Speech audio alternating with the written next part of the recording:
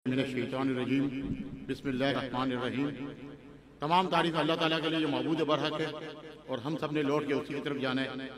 बेहद दुरूद व सलाम नबी पाक सल्लल्लाहु अलैहि वसल्लम पे, आले नबी पाक सल्लल्लाहु अलैहि वसल्लम पे। अल्लाहुम्मा सल्ली अला सय्यिदिना मौलाना मुहम्मद व आले सय्यिदिना मौलाना मुहम्मद व बारिक सल्लल्लाहु अलैहि।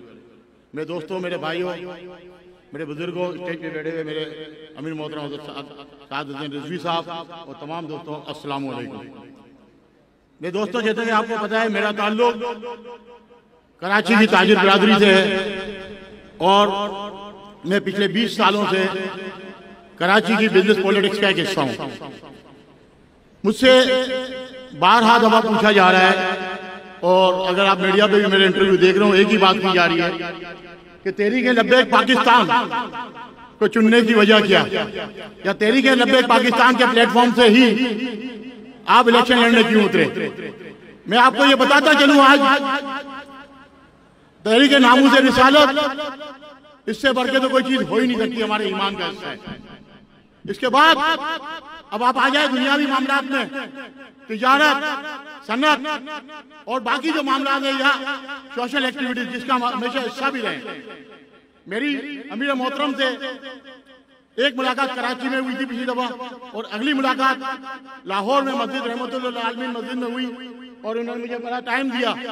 इसके बाद मेरी अनस रिजवी साहब से मुलाकात हुई, इन्होंने भी टाइम दिया।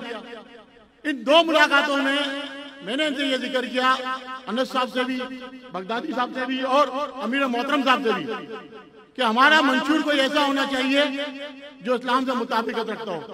ये लोग आलिम हैं, इनको दीन का हमसे ज्यादा पता है, वैसे भी इनकी ये चीजें इनके सामने थी।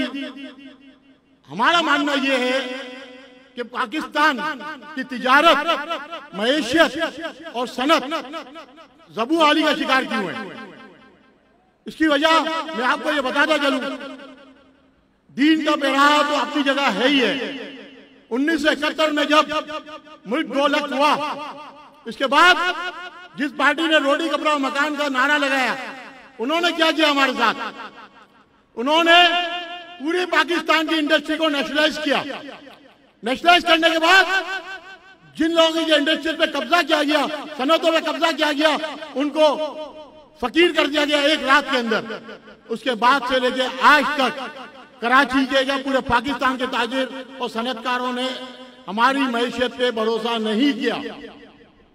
अब मसला यह है, अगर आप टैक्स का जो आपका तरीका है, अगर आप उसको देख लें तो आप 17% इनकम सेल टैक्स लेते हैं, 3% आप वैल्यू एडिशन टैक्स लेते हैं, 3% आप नॉन फाइनल टैक्स लेते हैं, इसके बाद 6.5% आप इनकम टैक्स अदा करते हैं। इसके बाद अगर आप बात करें तो आपकी दाल जो आज इंपोर्ट हो रही है, गंदम आपकी आज इंपोर्ट हो रही है, इन तमामों पे मैं गारंटी के साथ नेशनल मीडिया के सामने ये बात कहता हूं कि खुदा की कसम उस पर रिश्वत अलग देते हैं।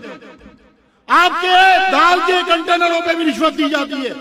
तो आप आज हम क्या करें। तहरीक-ए-लब्बैक पाकिस्तान ने जो अपना मंशूर दिया और जो हमारी बात भी सुनी, उनका मंशूर ये बात बिल्कुल क्लियर और वाज़ेह तौर पे ये बात कह रहा है कि जो मईशत का निजाम होगा वो चलेगा ज़कात और उशर पे।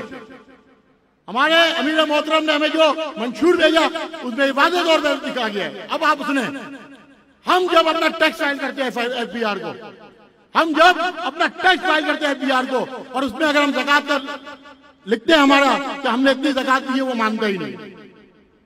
हमारे अकाउंट तो मानते ही नहीं कि हमने ज़कात दी है। तो आप मुझे ये बताएं कि जब तक इस्लामी शुआर की हुकूमत नहीं आएगी तो हम कहां से तरक्की करेंगे। मेरा तहरीक-ए-लब्बैक पाकिस्तान के प्लेटफॉर्म पे आगे आने की सबसे बड़ी वजह यह है, मैं चाहता हूं कि मेरे मुल्क की तिजारत, मेरे मुल्क का ताजिर और मेरे मुल्क की अवाम खुशहाल हो।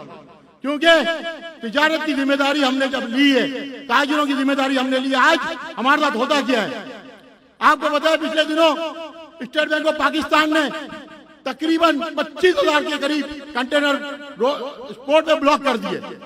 कहना क्या था इनका कि हमारे पास फॉरेन एक्सचेंज नहीं है।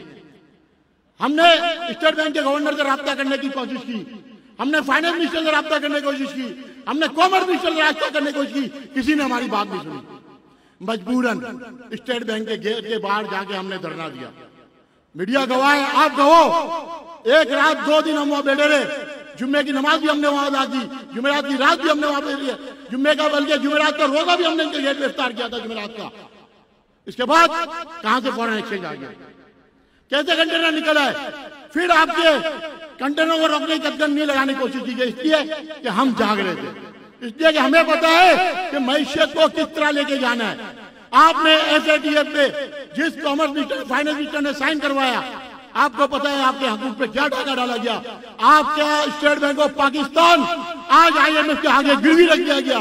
कौन सा इंसाफ, कौन सा चीज? अगर हुकूमत पाकिस्तान का खजाना गैर मुल्क पे गिरवी है तो हम कहां खड़े हुए?